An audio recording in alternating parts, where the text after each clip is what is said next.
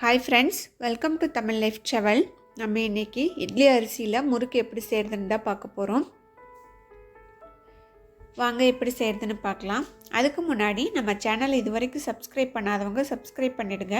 அப்படியே பக்கத்தில் இருக்க பெல் பட்டனை ப்ரெஸ் பண்ணி ஆல்கிற ஆப்ஷனை கிளிக் பண்ணிவிடுங்க. அப்போ தான் நான் போடுற வீடியோட அப்டேட் உடனுக்குடன் உங்களுக்கு கிடைக்கும். வாங்க வீடியோக்குள்ளே போகலாம். முறுக்கு செய்கிறதுக்கு மெஷரிங் கப்பில் 3 கப் அளவுக்கு இட்லி அரிசி எடுத்து ஒரு 4 மணி நேரம் ஊற வச்சு எடுத்துக்கிட்டேன். இந்த அளவுக்கு ஊறினா சரியாக இருக்கும். இது கூட ஒரு 6 வரமிளகாய் சேர்த்து நம்ம கிரைண்டரில் அரைச்சி எடுத்துக்கலாம். இந்த மெஷரிங் கப்பில் தான் நான் 3 கப் அளவுக்கு இட்லி அரிசி எடுத்துக்கிட்டேன்.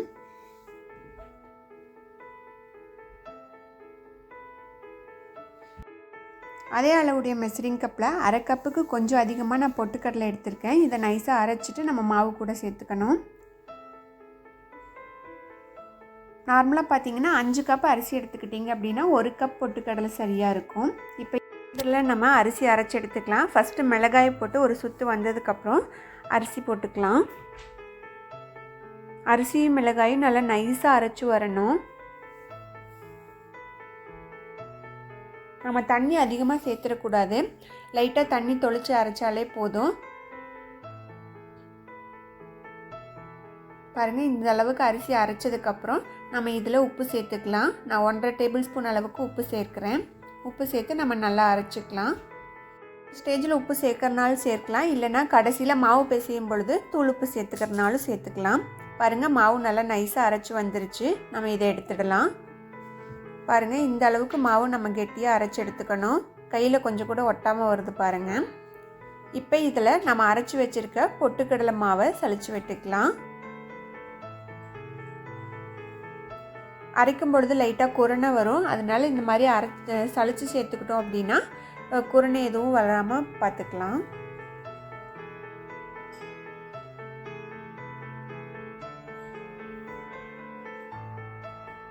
பாருங்கள், நம்ம நல்லா சலிச்சாச்சு. அடுத்து இதில் எள்ளு சேர்த்துக்கலாம். நான் 1 டீஸ்பூன் அளவுக்கு எள்ளு சேர்த்துக்கிட்டேன். அடுத்து 1/2 டீஸ்பூன் அளவுக்கு ஓமத்தை நல்லா தேய்ச்சி விட்டு சேர்த்துக்கலாம்.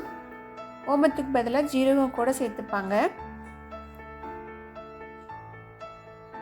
அடுத்து 2 டீஸ்பூன் அளவுக்கு பட்டர் சேர்த்துக்கிறேன்.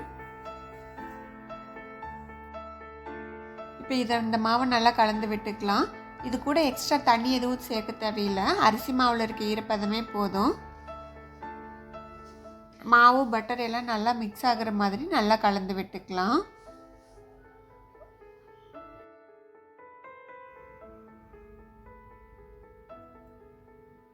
பாருங்கள், நல்லா அழுத்தம் கொடுத்து மாவு இது போல் பிசைஞ்சு எடுத்துக்கணும். இப்போ மாவு நல்லா பிசைஞ்சாச்சு. இப்போ முறுக்குழக்கில் எண்ணெய் தடவி நம்ம மாவு புழிஞ்சு எடுத்துக்கலாம். இந்த மாதிரி உருண்டைகளாக பிடிச்சி முறுக்குழக்கில் போட்டுக்கலாம். இப்போ நம்ம முறுக்கை டைரெக்டாக எண்ணெயில் புழிஞ்சிட முடியும்னா புழிஞ்சு விட்டுக்கலாம். இல்லைனா இந்த மாதிரி ஒரு தட்டத்தில் அரிக்கரண்டி வச்சு அதில் எண்ணெய் தடவிட்டு நம்ம புழிஞ்சு எண்ணெயில் எடுத்து விட்டுக்கலாம். இந்த மாதிரி செய்யும்பொழுது எண்ணெய் கையிலெல்லாம் தெரிக்காது. செய்யறதுக்கும் ரொம்ப ஈஸியாக இருக்கும். இந்த மாதிரி முறுக்கை சுற்றிட்டு நம்ம எண்ணெயில் எடுத்து விட்டுக்கலாம். நான் இன்றைக்கி கடலெண்ணெய் தான் எடுத்திருக்கேன். கடலெண்ணெய், தேங்காய் எண்ணெய் எதில் வேணாலும் நம்ம பொரிச்சுக்கலாம். எண்ணெய் சூடான உடனேயும் இந்த மாதிரி நம்ம சுற்றி வச்சுருக்க முறுக்கை எண்ணெயில் எடுத்து விட்டுக்கலாம்.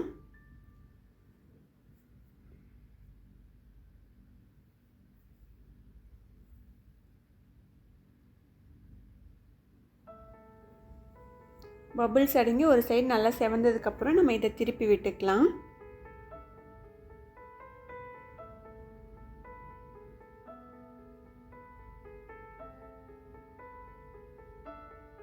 இந்த முறுக்குக்கு பார்த்திங்கன்னா எண்ணெய் அதிகம் இழுக்காது. சீக்கிரமாகவும் வெந்து வந்துடும். பாருங்கள், 2 சைடு நல்லா செவந்துருச்சு. இப்போ நம்ம இதை எடுத்துடலாம்.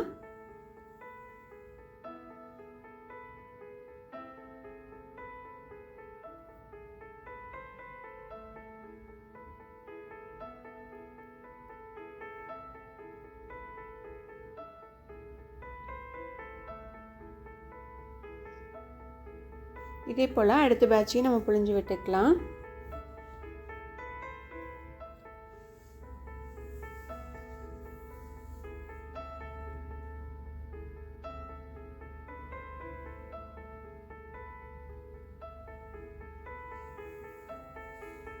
இந்த மாதிரி முறுக்கு செஞ்சால் இந்த முறுக்கு நல்லா பொறு பொறுன்னு இருக்கும், டேஸ்ட்டாகவும் இருக்கும்.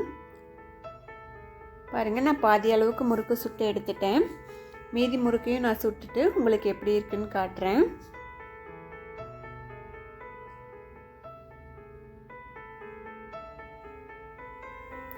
பாருங்கள், எல்லா முறுக்கையும் நான் பொரிச்சு எடுத்துட்டேன்.